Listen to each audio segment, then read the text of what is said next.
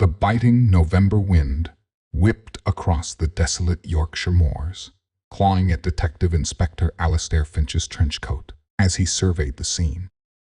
Alastair, a man more comfortable with the smoky intimacy of London pubs than the raw vastness of the countryside, shivered. Before him lay the crumbling remnants of a Roman villa, its stones whispering tales of forgotten emperors and long-dead legionaries. But the present held a more immediate and chilling narrative. Professor Eleanor Vance, a renowned archaeologist and expert on Roman Britain, lay sprawled near a fallen column, a dark stain blooming on the damp earth beneath her. Her lifeless eyes stared up at the gray sky, reflecting the bleakness of the scene.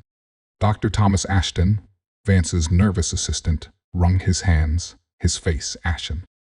I found her like this, Inspector, Ashton stammered, his voice barely audible above the wind's howl. I went to fetch some tools from the dig site, and when I returned, he trailed off, unable to articulate the horror of his discovery.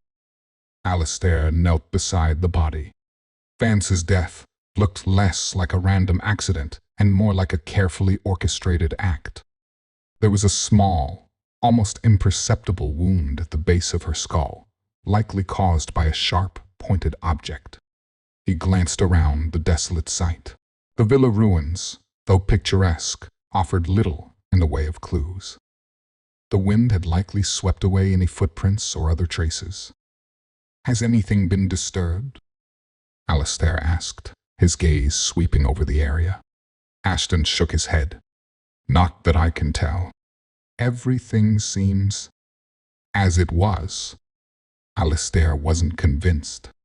Something felt amiss.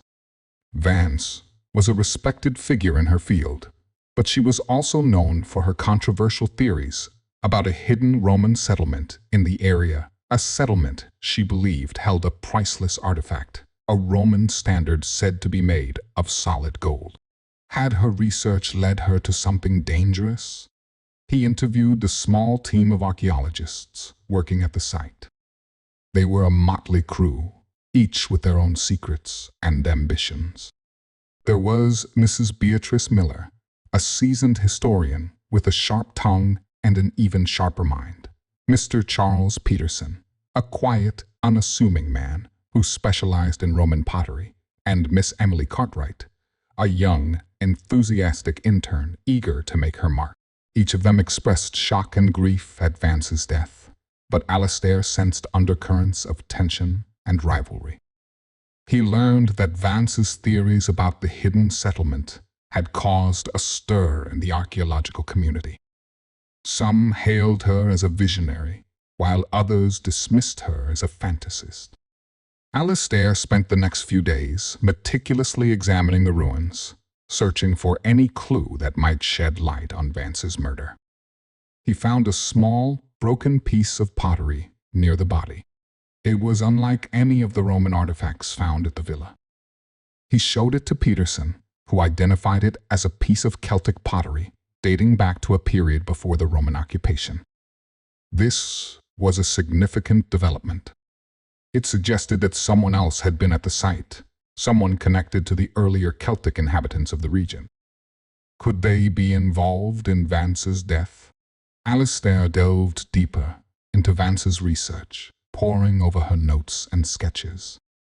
He discovered that she had recently made a breakthrough, pinpointing the possible location of the hidden settlement. She had even drawn a map marking the route to the site. But the map was incomplete, with a crucial section missing.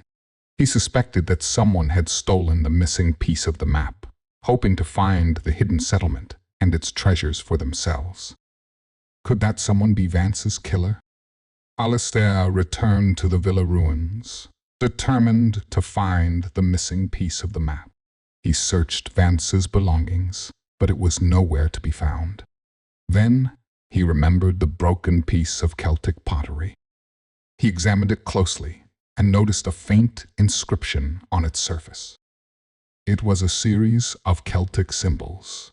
He showed the symbols to Mrs. Miller, who recognized them as an ancient Celtic dialect. She translated the inscription, "Where the raven's shadow falls." Alastair realized that this was a clue. He looked around the ruins and noticed a large raven perched on a nearby tree. The sun was beginning to set, casting long shadows across the landscape. He followed the raven's shadow, and it led him to a hidden crevice in the rocks. Inside the crevice, he found the missing piece of the map. He now had the complete map to the hidden settlement. He followed the route marked on the map, his heart pounding with anticipation. The trail led him through treacherous terrain, across bogs and over hills.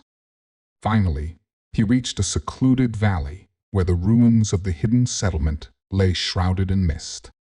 As he approached the ruins, he saw a figure standing near a crumbling stone altar.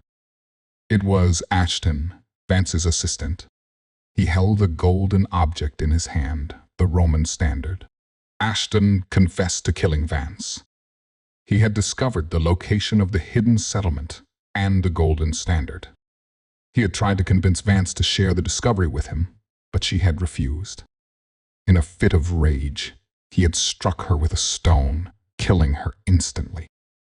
Alastair arrested Ashton, bringing the case to a close. The Roman standard was recovered, and justice was served. As Alastair left the desolate moors, the wind seemed to have subsided, and a sliver of sunlight broke through the clouds. The mystery of the Roman remains was finally solved.